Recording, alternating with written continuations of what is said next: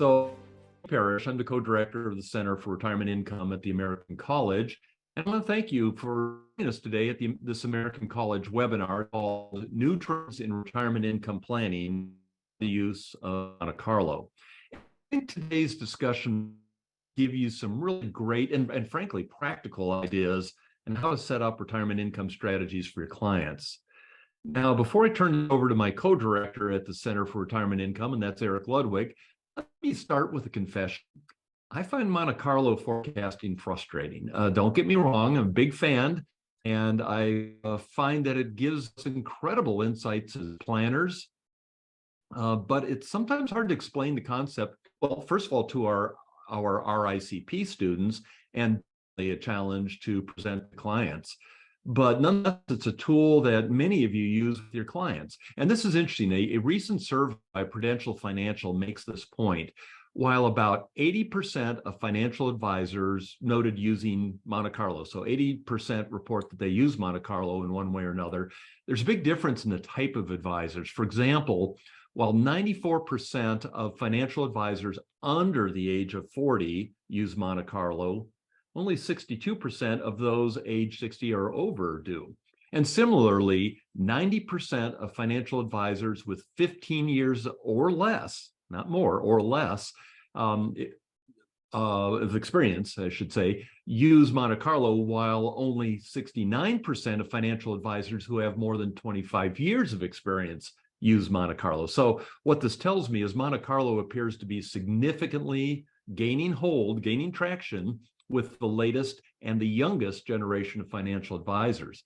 I tell you all that because I'm really excited that we have these experts today here to help us. They have the software and the words to present retirement income planning beyond just Monte Carlo. In other words, they will address how we can use this great modeling tool, but explain it in a way that the consumer understands and responds. Okay, so with that, let's get started. So with that, Eric Ludwig. So can you get us started for today? Yeah, absolutely. Thank you so much, Steve. So as you said, we've been looking forward to this webinar for months now, and I'm really excited to get things going today. As you said, Monte Carlo is a great tool for running different retirement planning scenarios. But I think as financial planners, we often get caught up not only what it is, but more importantly, how do we communicate that to our clients, and then what some of the landmines are of trying to do so. So we'll absolutely cover that today. But let's begin. Let me start by introducing our two amazing guests today. And neither of these guys really need introductions as they're both so well known in the industry. But just in case, we have Justin Fitzpatrick. Justin's the co-founder of Income Lab and the Chief Innovation Officer. One of the things that I think is so cool about their software is that you'll notice that they consistently roll out new features, and Justin's obviously a big part of that. I actually first met Justin over a decade ago when we were each at different firms, which is kind of cool that we're sort of circling back all these years later. But Justin's led teams in advanced financial planning. He's also spent several years in academia teaching at, this is no joke, MIT, Harvard, and UCLA, just to name a few. And he regularly provides thought leadership on retirement income planning. We also have Derek Tharp, also an RICP, by the way. So, by the way, many of you have seen him either writing or speaking on Nerd's Eye View through Kitsis.com. He's also an assistant professor at the University of Southern Maine. And one of the main reasons we're having him here today as well is because he's also a financial planner and very knowledgeable about how to actually apply the things that he researches. So welcome, guys, and thanks for being here. Thanks a lot, Eric. Thanks a lot, Steve. Mm-hmm. And thanks, guys. Yeah. So I think, Steve, we'll actually start with you. One of our main focuses of today's webinar is on the withdrawal strategies, and particularly adjustment-based withdrawal strategies. But Steve, you've been one of the primary professors of the RICP designation. So to set the stage for the discussion today, I thought maybe you could provide the audience with sort of a brief overview of the three distribution methods that are taught in RICP. Sure, just quickly, so we realize that not everybody's just doing it the same way. And it depends not on where the advisor is coming from. That's certainly important, but it's really where is the customer at. So what we have is one is the flooring strategy. The idea there is someone who is risk averse and they want to make sure that they can hit their nut every month for their important essential expenses. So that's, well, certainly one example of a floor strategy that we all have is Social Security because it pays a monthly income. The other common tool you would use would be fixed annuities or some kind of annuity payout so that you have that every month. And then bond ladders would be the third. So that's flooring strategy typically used to make sure that your essential expenses are covered. And then the discretionary would typically go to one of the others. The second one is the systematic withdrawal approach. And that's basically the 4% rule. I mean, there's a lot more that you can do with guardrails and all that. We'll be talking about it. But the idea is that you have retirement capital and you solve for a single rate of return or a socialized rate of return. And what you do is you go through, and this is where Monte Carlo comes in handy, but you say, what can I safely pull out such that I can make, let's say, a 30-year retirement? And that's where the 4% rule comes from. And the third one has different names, either time segmentation or buckets, but most of us call it the bucket approach. And really what that is just recognizing from a behavioral finance standpoint where people's heads are. In the first 10 years of retirement, maybe you're in your go-go years and you want to have liquidity. So you would have cash equivalents or other kinds of money that you can get at to make your monthly payments.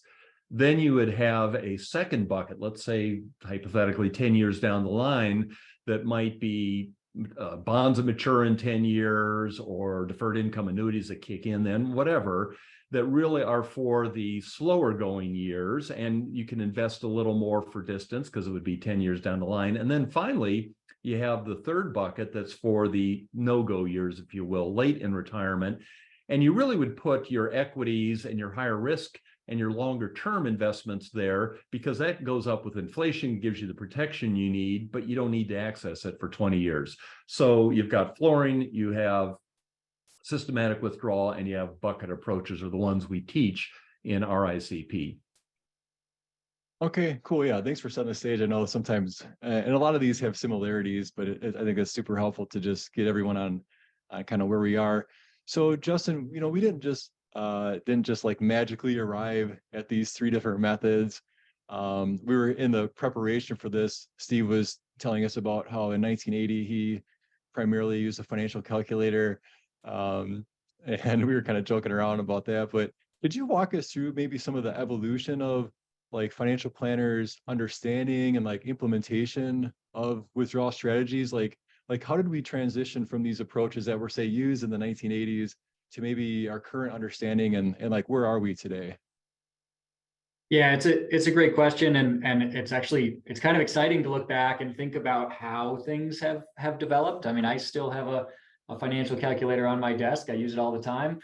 So nothing wrong with the tools that we have in the toolbox. It's really, kind of a matter of the right tool for the right job. So like you said, I think originally in financial planning, we're dealing with time value of money calculations. So for a lot of people, that's probably Excel functions. And then in probably the 90s, late 90s, Monte Carlo methods were introduced really as a way to recognize that there's risk in investments. So we don't know what your returns will be, and so it's uncertain to some extent, which is where risk comes from. And that was a huge step forward, I think, because now if you could have shift to how a client, what client communication is and their understanding of a plan, for example, now instead of saying, hey, I have solved for what you can do and making it seem like it's just kind of a simple math problem and here's the answer, you can help them understand, and maybe even yourself as an advisor understand that there's actually a range of things you could do. It just depends a little bit on what your attitude toward risk is. So there'll be more risk averse people. Maybe those are the folks that would go more toward a flooring type strategy or toward higher or lower risk plans. There might be people who just are a little bit more, they can handle more risk. So I think that's one of the big things that came in with the introduction of Monte Carlo was that recognition that A, there is risk, and B, different people have different attitudes toward risk. And so one role an advisor now has is matching attitudes and of course resources to plans that work for those folks. I think unfortunately, along with the introduction of Monte Carlo came, which is again just a tool, and it can be done in lots of different ways, and so there's nothing good or bad about it, just like this thing. However, the communication of it settled in to something called probability of success, which is, by the way, not the only way to use Monte Carlo, but it is the overriding piece of communication that advisors who use Monte Carlo will often see. But a problem with that, and maybe I'll just share a quick slide on this, is that presents retirement as a pass-fail situation, which, if half a second of thinking, whether you're an expert or not, we all know that's not the case. People are going to live particular experiences. We could call those better or worse than expected, but calling them in a simplistic pass-fail, success failure, that's kind of silly. But I like to think about what this framing as your plan has a score, right? That it's really narrowed down to there's a score for your plan. What does that framing do? And again, actually, this tool, this success failure framing, isn't always bad. There may be better ways to do it in accumulation, but I've seen it work pretty well in accumulation to drive kind of goal orientation. So if you tell somebody, oh, your probability of success for retiring with X amount of spending is 70%, I mean, maybe they feel good about that, but maybe they say, oh, I want to get it up to 80 or 90. Well, what are they going to do? Probably save more if they can, right? So it kind of drives goal orientation and good behavior, as long as you're far enough out from retirement that you still, your changes can have an effect. The issue with it, and this leads to kind of the last step, the most recent step in the evolution of these tools, is that at or in retirement, even briefly before it, when you don't have enough time to make a lot of changes, the overriding behavior or emotion that's produced by this statistic, by depending on it in communication, is concern and anxiety. So it's not driving toward kind of what do I do now? Instead, it can almost be sort of paralyzing. So I'd say that's sort of a brief recap, from time value of money calculations to recognizing that there is risk. And then now, and what we'll be talking about a lot today, really is the next step in that, which is recognizing that people don't either succeed or fail, and instead that they actually adjust. All the research shows that people adjust in retirement, people are willing to adjust in retirement, and that by adjusting, when things are either better than expected or worse than expected, people can have a chance at kind of living their best retirement, right? Like whatever it is that they bring to retirement, their resources, their attitudes, and then whatever world they happen to be living through, trying to help them navigate that in a way that really, gets the most out of retirement and hopefully matches their goals. Yeah, those are great points. Yeah, and it is kind of funny. We went from time value of money to sort of these static rules to Monte Carlo, and like you said, some of the messaging around that can be helpful, but yeah, you wonder if sometimes the score, so to speak, ends up, like you said, causing paralysis instead of actually driving some sort of behavior. One thing I've been thinking about, Derek, is, so Justin just kind of touched on this, but we have kind of matching up research with reality. So I know advisors, like, we know the importance of accounting for inflation in retirement planning, and maybe this was less important for the last several years, and all of a sudden it's kind of come back again. But could you also talk about like some of the actual spending patterns that you guys have researched and seen? So not just like, hey, this is what people are supposed to do, but this is what we actually see, and how does that shape into this conversation? Mm-hmm. Yeah, I think when you look at the research on spending patterns for retirees, what we see very consistently is that people don't actually take a full inflation adjustment through retirement. We tend to see, in real terms, declining spending as you go through retirement. Depending on what study you're looking at, the exact kind of shape of that might change, but I think probably one of the most respected studies in that area would be something like David Blanchett's Retirement Spending Smile, where we do see that really spending is decreasing throughout retirement, but it's changing at a different rate. So that's sometimes a little bit confusing when people think of the smile. It's the rate of change creates this smile. So it starts out maybe not too negative, kind of bottoms out maybe about 2% reduction in spending per year, and then it actually continues to decrease, decreasing at a lower rate in the later years of retirement as healthcare expenses go up. And that smile is something illustrated here with this chart, where you see this kind of almost ski slope looking, or hill perhaps, sometimes has a little bit more of a ski slope towards the end, but chart where we see the spending declining over retirement. And so I think that's important to acknowledge, because if that is truly how people are spending, if we're using assumptions that somebody's going to spend very differently, we might be understating what somebody could actually accomplish in retirement, or creating unnecessary anxiety if somebody's actually going to be decreasing their spending. And one quick caveat to that as well is from more of a psychological perspective, or even from an advisor's perspective. What we're talking about here is fairly small reductions annually in spending. So often somewhere 1 to 2% reductions per year. And if we assume inflation's running at 2.5%, 3% over the long term, what we're talking about is we're still seeing nominal spending going up. So a lot of people do still feel like I'm spending more year to year, because their total dollar expenditure is going up. But if we adjust it for inflation, that's where we're actually seeing that. And most software, kind of just the default, is going to assume real, so kind of a flat spending as a baseline. And of course, if that's what somebody's client wants to plan for, then by all means you can plan for that. But what's illustrated here would be more reflective of what we actually see in the research in terms of how retirees spend. It makes sense. Yep. It makes a lot of sense. And the difference you said is important as we think about these probability of success calculations that we might be using for Monte Carlo.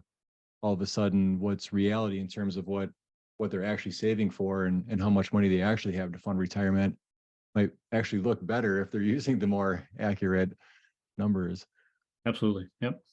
Yeah, just to jump in, I think what I've seen, and as Derek said, it can depend a little bit on a lot of other factors, but when you add this general shape to what you think you'll spend, I typically see about 15, sometimes as high as 18 or 19% increase in spending early, or spending capacity, I guess you could say, early in retirement, because it's almost like, I don't know, if as a kid you're playing in a pool with your friends, and if you get everybody in a line and you all run, like the water pushes to one side, it's the same amount of water, you're just making one side deeper. And that's really what's happening here, is allowing people to spend more in their younger, more active years. I mean, I have my mom's mom is still alive. I think she just turned 89. And she loves to watch college basketball, March Madness, books from the library. It's not an expensive lifestyle at 89. In her 60s, she was traveling a lot and things like that. So I think intuitively we know that that's kind of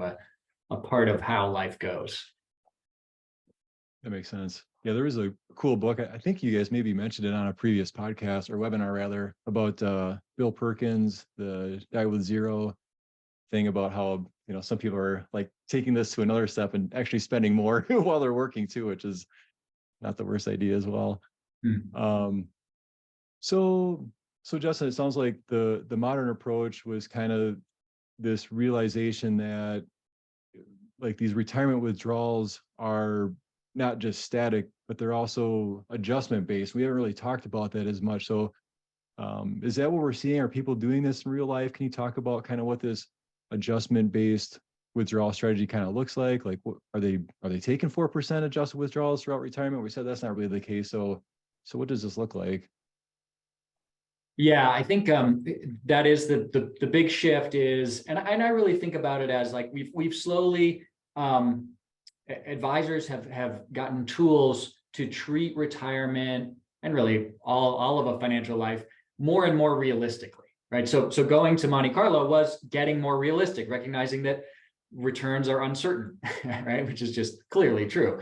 And so now shifting from success failure framing, which we could talk more about this, but I'm pretty passionate about it. I've seen the anxiety that can produce, especially when somebody's already in retirement. I've seen advisors have really hard experiences with it. Last year, 2022, I hear this story a lot. Somebody had an 85, 90% probability of success, and 2022 happens, and suddenly it's 60 or 50.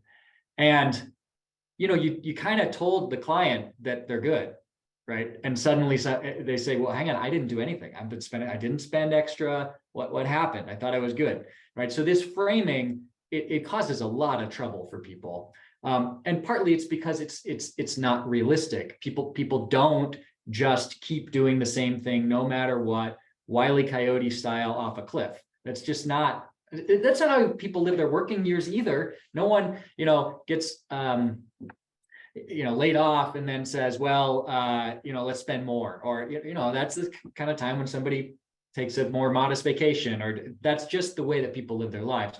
So you're right. This shift in retirement income planning, and maybe even better put, management, so retirement income management, is toward giving clients advice on when it would be prudent to make an adjustment, and by how much. So that's really, it's shifting from trying to give somebody a score to trying to, which, everything we do in communication, it carries with it it's interpreted in a particular way. So when you give somebody a score, they think that's the most important thing, and they think that score should be as high as possible, and they think that if it varies down, there's a problem. So instead, what people are shifting to, and this is what you should see right now, is focusing instead on always being able to answer, what can I spend?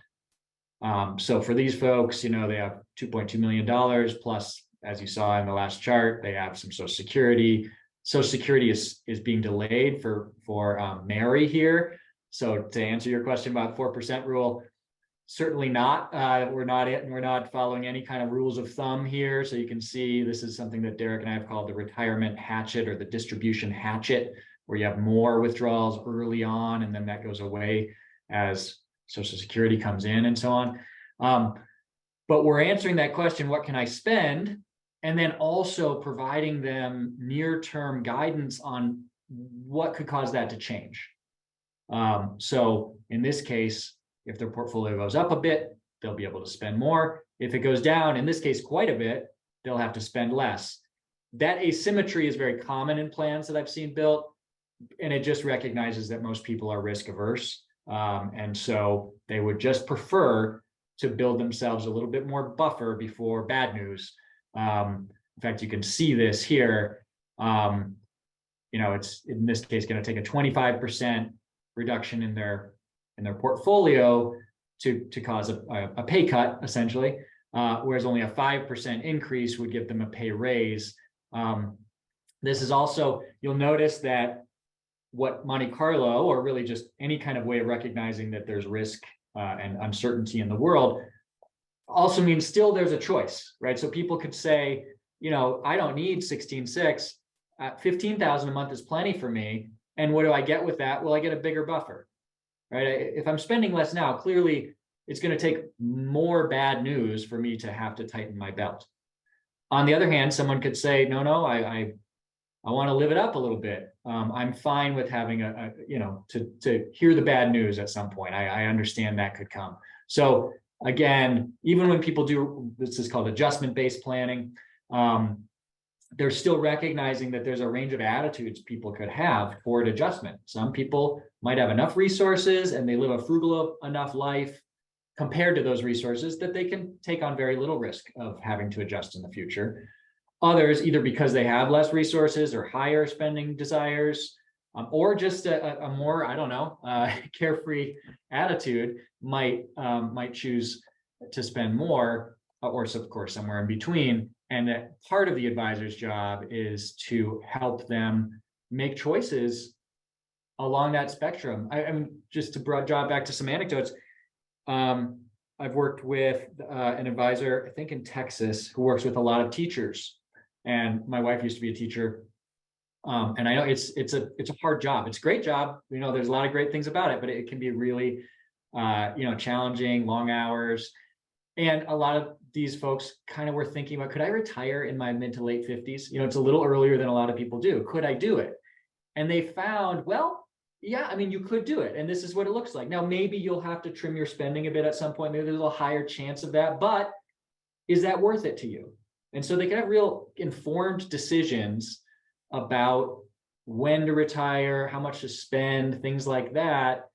And with, clear vision toward what kinds of adjustments that might entail, instead of these folks may have gotten a Monte Carlo pass-fail score of in the 60s or something. And most advisors would certainly not advise retirement if your probability of success is 60.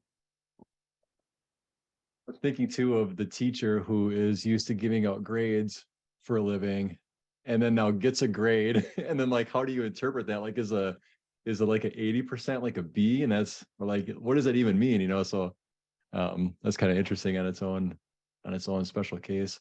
I've thought of it that way, that, in 2022, that happened to a bunch of people. And, the client got an A-. And then suddenly you go back to me and you say, hey, I know you didn't, I just rescored the test and now it's a D+. What happened? Yeah. That's funny. Yeah. I think that gets to the point of why we're talking about like going beyond just the probability of success scores. Yep. Yeah. That's amazing. Well, Derek, so one of the things, Justin, you just brought up was this communication and this framing thing. And I know that you've done some interesting research. I'm not sure if you guys have published it yet, but it was kind of around this idea of like, how does trust factor into this? Like if an advisor starts communicating in this way, it seems like you've done something on that. If you want to speak about that as well. Yeah, definitely need to get that study wrapped up and published here, but we have done some work. It was work with Michael Kitsis, where we actually did some surveying of people where we basically presented them with plan results. And then it was hypothetical in nature. So they were looking at these plan results and then they would see what would happen in the market, say a year from now, and then they would get an updated plan from that. And then we would see, rate things like how much confidence would they have in the advisor who put that plan together? How much trust do they have in the plan? How much, all these different factors that advisors might care about. And what we simulated in particular was a market downturn, right? One of the times when our client stress or the strain on the advisor-client relationship might be greatest. And what we found was when we compared, and this was all kind of randomly assigning people to one group or another, when we randomly assigned people to see this adjustment framing, where we're talking in terms of likelihood of adjusting, kind of planning people, planning from the outset, using a guardrails like framework to talk about the possibility of adjustment. When we saw that downturn compared to just showing somebody a traditional Monte Carlo output, the response towards the advisor was actually much greater. So people had more confidence in the abilities of the advisor. I think, to get to what Justin just said, that's a big deal when you say, okay, if people are interpreting that as an A- and it went to a D+, right? That's like a really jarring, what just happened? My plan just blew up and now I'm going to fail in retirement. Like, what does that mean? Whereas when we kind of take that away and we say, okay, let's not make the probability itself the focal point. Let's just talk about the possibility that there's more or less likelihood that somebody may need to reduce their spending or they may be able to increase their spending. And when we frame it that way, people aren't surprised. And when they see a downturn and they see that they need to make some adjustments to their portfolio, that's not a weird thing, right? That makes perfect sense to most people. And so we did see that there was more favorable evaluation of advisors in this scenario when they're presenting people with, again, these more adjustment framed results versus just traditional Monte Carlo type presentation. It's making me think too that I know every advisor is different, where they want to get the commitment from the client on the front end, like, hey, you need to sort of sign up first and then we'll do planning. And I think probably a lot of us, the more likely thing is that we try to show value on the front end to sort of win that trust and win that business. So that's making me think, if I'm working with a prospect and I'm trying to win them over sort of as a new client, that maybe that in itself is like a way to show value and differentiate myself of like, hey, I didn't just give you a score, see you later, kind of like the old school way too of time value money. It's like, hey, well, this is the number you need to meet. And okay, I guess you're on track. And then maybe the question is even like, why do I need an advisor at that point too? Where I think also framing it in terms of, there is adjustments that are probably going to be made. And, as the advisor itself, it seems like you're showing like this future value too, to like, hey, we're going to help you along the way. So it's not just a one and done, transaction or plan or whatever too. Yeah, absolutely. And I really like to stress what I think is the psychological importance of that lower guardrail. So in particular, when we think about the things that keep our clients up at night, the things they stress about, I think when we're going through turbulent times in the market, right, that's part of it. So if we use kind of just the numbers here that are up on the screen, right, somebody might have roughly 2.2 million in their portfolio now. And what they can see is that really they wouldn't be making there wouldn't be any sort of cut in their spending until 1.6, 1.7 million in their total portfolio value. So if they see that their 2.2 million has fallen to 1.8 million, they might know they're now closer to that guardrail, but at least they may not be stressed out about the fact that, what do I do? What does this mean when somebody just has a probability of success plan? They have no idea what that sort of plan for action would be. And then here they also see what that reduction is. So how much of a spending reduction that would end up being. And I apologize, it's cut off. I think that's about $700. It's cut off on my screen just because of where the panelists are at, but about a $700 reduction in spending. And so that allows them to know ahead of time what that is. And particularly for somebody who feels like, yeah, if we needed to make the cut, we could cut back $700 from our budget, from our monthly budget. They're going to be in great shape. And I think that does provide a lot of peace of mind of knowing, because we know we'll go through market downturns, but helping our clients understand it. When that time comes, this is the actual type of adjustment we're talking about. And then there's also the capabilities here to, maybe somebody likes a more aggressive or less aggressive type plan, and we can talk through and show somebody something like the retirement stress test section, where we actually simulate people going through retirement periods, some of the worst times in history, and let them see it in advance and decide, is this a good strategy for me or not? And really kind of evaluate that. And if somebody can live with the reductions that were present going through some of the worst market conditions, then maybe that's a good strategy. Or maybe they look at that and say, no, let's play around with some of the settings and the guardrails. Let's, start out at a more conservative level. Let's maybe put a ceiling on our spending so that we're not going to take more money than we could otherwise be spending. You're seeing that a little bit there, where the tail end here, where the portfolio on the bottom chart, where the portfolio value is greater than the upper guardrail. Because this is a plan with some extra buffer built into it. So there's a lot of things we can do as an advisor and kind of show that actual income experience that you just can't do in Monte Carlo software at all. Right, because Monte Carlo is trying to simulate, it's sort of trying to take all of those into one, but then they sort of all get blended, right? So you kind of miss the nuance of like the one particular case, which is maybe what people are sort of thinking about is like, how would this have worked in X period, right? Mm-hmm. Absolutely. I think just to comment on your comment, Eric, about this being much more of an ongoing relationship kind of framing of retirement. I think this is a key. I mean, of course, people can do short-term engagements, and maybe that'll turn into a longer one. But for those where it's an ongoing client engagement, the updating and the adjusting is where a lot of the value comes in here. Really having a system for knowing what the guardrails are at any point, how close you are to hitting a guardrail at any point, like Derek said. And we saw this a lot last year. You don't see it as much in this plan because, like Derek said, they actually would have normally taken a pay raise in 2021, but because they had a kind of a cap that said, hey, I'll never spend more than X. They actually were above it. So when 2022 happened and they were going back down, they never quite got to their lower guardrail. But at any given point, they could see, I mean, here's April of 2020. I think we all remember about what was happening then. They got a little, a dip, but they would have known, okay, yeah, my balance did go down to 1.5 million, but my lower guardrail's below 1.2 million. So I'm still okay. Now, if things keep getting worse, eventually I might have to kind of, start thinking about how I could trim certain amounts off of my budget. Maybe it's, again, take a smaller vacation, or go to the brew pub instead of the steakhouse. Like, there's a lot of things people could do, but the fact that this is kind of an ongoing framing is really important. I think of it as also like GPS instead of a score, or it's the right tool for when you're on a journey. So again, imagine even with a probability of success score of 90, let's say, you're heading across town and your GPS just says, yeah, I want to get to, this restaurant. Okay, 90% chance you'll get there in time. Okay.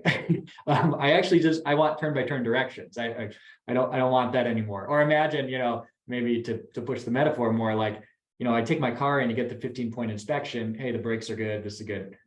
Okay, good to know, but it doesn't tell me how to get anywhere.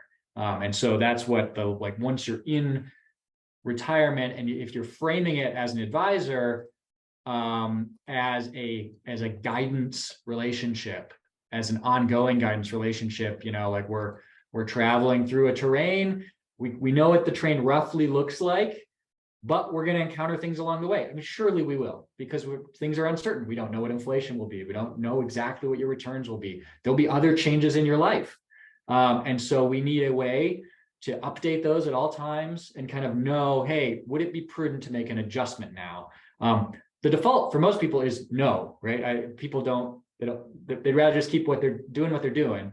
But it's up to the advisor to let them know, hey, I really think, now is the time to cut $700 a month, or, $8,400 a year. Or also the other thing we tend to ignore, understandably, because we're risk averse, but we ignore the upside. Because like I said, most people will want to start out their retirement with a nice big risk buffer. They don't want that bad news anytime soon. What that really means is they're setting themselves up, spending less than, it's not a coin flip that they'll have to adjust downward. They're really setting themselves up, kind of like you might not like to set someone off with a probability of success of 50. You probably might want 70, 80, 90. Well, that's building in a buffer. That's saying, hey, these are risk averse folks. What that means is there's going to be good news for a lot of people. And so being able to tell them, hey, you could actually afford to spend more. In this case, it's $800 more if they hit that much. But you might want to multiply that by 12 and start thinking about, like, hey, maybe it's a bucket list item, or one of those, I don't know, remodel the bathroom, or something tangible that, again, I really see this as, this motion in tools and framing as, like, how can we help people live their best lives, whatever that ends up meaning for them, given their resources and the world that they're living through. And so that kind of advice we miss when it's just pass fail, because it just looks like what we always want to do is push the score up. But if we always do that, that's really success for their heirs, not for the people that are living their lives. So I think there's a big risk of people being overly frugal if we did that. That makes me think of too, like in the literature, or even just sort of in regular research planning ideas, we talk about, and it seems like clients are aware of this, which is the sequence of return risk. And so we think about, like, people that retired, especially like say in 2008, where, like, the last 10 years they had this huge tailwind. Some of these people were people that completely benefited from all of the returns of the 90s. And then we think about sequence of return risk. So, but the thing I'm thinking about is, so yes, there's an adjustment and I'm communicating that to a client, but are these like permanent things, or this is like, hey, so yeah, you got to take a pay cut? How does that work, and how long are these things? Like, how does that part of it work? Yeah, I mean, it's a great question. And that's where, I mean, I know, Derek, you mentioned this too. You can approach that question in a lot of ways. I think experience is showing that giving examples tends to be the best way to do it. Of course, you could give statistics of, hey, 50% of the time, a 15% adjustment, okay, now we're using way too many percentages and things. And so as you mentioned, dollars, I don't know, last time I went to a restaurant, they didn't charge me a percentage, they charged me a dollar amount. So that's what people are really thinking of. So, I mean, the evidence shows that a reasonably good plan, meaning one that, you're not really stretching, your spending way beyond the resources, can typically be saved by minor and temporary adjustments. Some are worse than others. The stagflation era is typically the worst in terms of sequence of return and sequence of inflation for retirees, just because you had high inflation. If I switch it to nominal, you'll see the inflation going on. Even the planned income goes from 16.9 till almost 30 years later, you're at 45,000 in when you include inflation, right? So strip out inflation, and yeah, there are times where they're $1,500 below in today's dollars, the original plan. It's not something that anyone would seek out, but it does give people an idea of, okay, yeah, this is the sort of plan that if it were hit with stagflation could result in, you having to spend well over $1,000 less than you'd hoped. But, in this case, at least by the mid to late 80s, they're kind of back on track and then actually above plan. So I personally like stories and anecdotes about these sorts of things because clients can understand them a bit better. Derek, I know you've run through this with clients before. What are your thoughts? Yeah, and I think maybe one other clarification just on the, especially for listeners today who may be less familiar with how risk-based guardrails, what we're really talking about here, works, is that, what we're really doing when we're setting these guardrails is saying, okay, let's, target some initial risk level. I'll use probability of success just since we're all so familiar with it and it's kind of a common language among advisors. So let's say, for the sake of argument, I'm not saying these are the ideal guardrails, I'm just throwing out numbers. Let's say for the sake of argument, we target an 80% initial probability of success level. We might say, okay, let's increase our spending if that probability of success reaches 99% probability of success, or we can increase spending at that point, or let's decrease spending if that probability of success falls to 60%, right? Just throwing out numbers for those. But that's kind of the concept. And I think a lot of advisors who are using Monte Carlo software are actually doing something very similar to this, right? They're, maybe targeting, I think some of the research we've done on probability of success, they're probably targeting initially something in a 90 to 95% type of range. Maybe if it gets to 99, 100%, then they're talking about spending increase. Maybe if it falls to 70%, they're talking about cutting back on spending. Those, or at least how advisors are using Monte Carlo software, I think are kind of the thresholds, not necessarily the ideal thresholds, but that's what people are using. And, that's just kind of a reactive type of way. We're not being, what we're doing with the risk-based guardrails is we're being more proactive and saying, okay, well, if we're targeting 90% today as our target risk level, what would your portfolio need to grow to get to the 99% probability success level? And where would your portfolio need to fall to get to the 70% or 50% or whatever we use for that lower guardrail? And then let's put dollars to those so that we can actually talk about that in a meaningful way. So to answer the question of, how frequently would you actually hit these guardrails? Well, it's going to depend a lot on the guardrail settings that you have set, and how much, how much room there is between those guardrails, where they're set initially, how much drift you allow. But really, if you think of it from that perspective, right, that you have control over the risk levels here. And it would be if you started at 90% and you said my upper guardrail is 100% probability of success, you'd hit that guardrail once you hit 100%. And then that would be calling for a plan adjustment. So just maybe a little extra kind of context to where these adjustments are coming from and what's actually driving the risk-based guardrails that we're talking about here. Yeah, I think that's really helpful because I'm sitting here and in the back of my mind, I know that there's probability of success and Monte Carlo built into this. It's just that the difference is that how we're communicating it to the client isn't the percentages, so to speak. It's the dollar-based adjustments. Is that fair to Yeah, and with one caveat in the sense that Monte Carlo simulation is only one of the analytical methods you could choose to use with Income Lab. We do also have the ability to use historical simulation and regime-based Monte Carlo. And Justin and I have done some testing around that. And actually, I would say that historical or regime-based Monte Carlo tend to do a little bit better in terms of actually kind of hitting the mark in terms of doing forecasting. And that comes down to, some of that is the sequence of return risk that was mentioned, right? When we talk about, and Wade Vow has done work, on kind of the cyclical nature of markets and how that actually, if you're using just say like a funded ratio or a dollar amount target, if somebody's saying I want $1 million when I retire, well, if we've gone through a prolonged bull market, we know that the risk of a bear market has gone up. And so we know we can use something like current market valuations to forecast and look into the future and refine our adjustments. And there's really two ways that you can do that within Income Lab. One would be using like the regime-based Monte Carlo, where we're using two different sets of assumptions, one for the shorter term and then one for the longer term to capture the current environment we're in.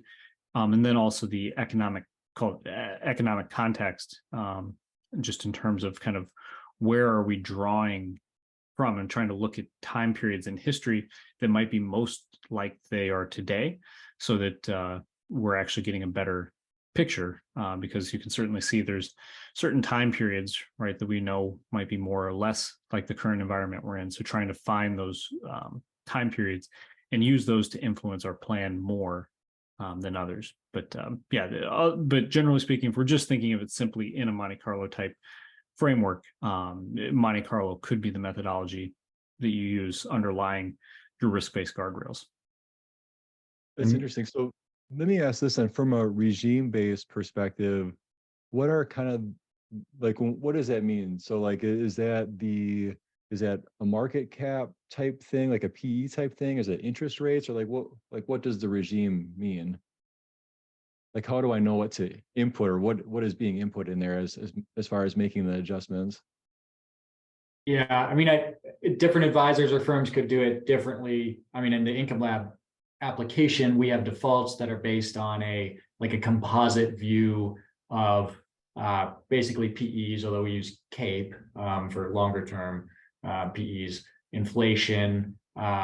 We actually throw in some other pieces that basically anything that in our research shows that it helps, that viewing current conditions through that lens can have an effect on, the retirement experience that you're in, or in the retirement environment that you're in. So things like unemployment and inflation and PEs are probably the most important pieces of that. And then all you're doing then is just, if you choose to do that, if you choose to either use regime-based, where maybe you have lower returns for the near term, higher returns and some kind of reversion to the mean over the long term, or if you're using historical analysis, you'll just be kind of saying, hey, I don't know if, imagine you're in, 2007. Now, at that point, you don't know whether you're at the top of the market, right? But you do know that you're not at the bottom, right? So let's not pretend we know we're at the bottom, right? So you just exclude those periods. You say, hey, let's not use capital market assumptions that think we might be at a market bottom. We know we're not. And vice versa. In 2009, early 2009, would you have known that you were at the bottom of the market? No, but you would have known that you're not at the top. And so let's not do capital market assumptions that assume we might be at the top of a market. So that's kind of what that either regime-based or historical with some economic context does. And typically it just has the effect of either kind of depressing or slightly elevating what you tell someone they can spend. And Eric, can we leave some time for questions? We got some really good ones that have been coming in here. Go for it. Yeah, I know you've been monitoring the Q&A. If you want to bring those up, Steve, go for it. Yeah, I've been responding to some of them, but a couple just kind of get into the practicality from an advisory standpoint. One is, and I guess I have my own answer, but when you look at tools like Income Labs, and there are certainly other ones, what some people are saying, so would I typically use Money Guide Pro or eMoney or those kind of things to help a young client accumulate? And then when it's getting near retirement or at retirement, you start using tools like this to deal with the reality of no one just lives on 4% a year. Is that a fair way of talking about these kinds of tools from an advisory standpoint? I'll take my perspective on that, which may differ from other advisors who are using Income Lab. But personally, I still, I think directionally Monte Carlo might just kind of nudge people in the right way, kind of regardless of their age, and you might use it for that reason. I still don't like Monte Carlo simulation for somebody who's in their 30s or 40s. I mean, to me, it's just kind of not that useful of an exercise. Me personally, I like to look much more at certain metrics, right? Are people, what's their savings rate? What's their, what's their income growth rate, right? What are they doing financially in these different areas? Almost more like maybe a doctor might look at somebody's labs, right? A doctor might be looking at your cholesterol levels today and not necessarily trying to project 30 years into the future and talk about all that, right? We just know, okay, we might want to make some marginal improvements in one area or another. So that's just personally my approach. I still don't use necessarily a lot of Monte Carlo simulation, even with accumulators, but I do think there are a segment of advisors out there who kind of break that up and say, okay, maybe I will use it because it's going to tell you to spend less, save more, nothing that's going to be harmful when you're using that. I just still think talking to a 30-year-old about retirement at 65 is just such an abstract, weird thing to be talking about. Yeah, well, that fits. One just technical question that came up. So when you're doing the guardrail work and when you're doing income in general, are you reflecting taxes? And you've got IRMA and all these other things going on. How is that handled in the actual application? Yeah, I mean, taxes are really important. And this is one of those things where kind of like Eric was asking about, hey, is it just the 4% rule? There clearly it's not, because the timing of certain income streams and so on, or use of the retirement smile may actually make your withdrawal sequence very different from something that's flat. Similarly, either big income events or tax events, or maybe it's Roth conversions, can cause those withdrawal patterns to be different. So there are definitely ways in this software in particular to ask, once you kind of know what spending rate, net of tax spending rate you want to target, to ask, okay, let's really do more of a tax analysis and look at a bunch of different ways that we could source those withdrawals. Is it going to be, IRAs first or taxable first? Are we going to do Roth conversions? Are we, what's kind of the ordering, the tax smart distribution approach? We didn't go over that today, but there is a way to just take a plan and say, hey, show me 14 ways to do it, so I can kind of use that as another input to my advice to clients, recognizing that, in most cases, people won't let the tail wag the dog here either. Like there may be something that seems great from a tax perspective, but there could be reasons that they'll do, maybe target a lower Roth conversion, even so, because of, clients might be reluctant to do huge Roth conversions, things like that. And from an advisor's perspective, I would point to that tax center that Justin's talking about. To me, that's been a big, when I'm sitting down with a prospect and showing them, here's the potential value, say, of a Roth conversion strategy long-term, and actually being able to, again, talk about that in dollar terms, not necessarily probability of success or something else, right? That can be really helpful, I think, to help people understand. And I love what Justin's showing here is basically Income Lab is automatically looking at all these different strategies you might consider. And so running all those kind of at one time, so I can just quickly scroll through them and see, okay, what sort of strategy might make sense for my client. And let me make a point, because this has come up a few times in the questions.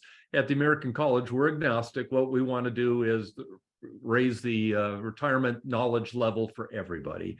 And so when you look at great tools like this, it's a great tool. No, this isn't our software. No, we're not doing anything special with it. However, there will be information provided from Income Labs. By the way, how I found out about it is Jamie Hopkins, former director here, sent us a note and said, you guys ought to look at this. So these are the kinds of tools that help us all grow in our ability to help our clients with retirement income. And I think we could squeeze in one more question that I thought would be good relative to this. So many times you talked about the fact that somebody needs a car or house, or what somebody called lumpy spending. From a practical standpoint, taking tools like this how would you use it with a client? I mean, is it going to depend on the client? Some of them want to talk about it every 6 months, and some of them want just a long-term look at each year.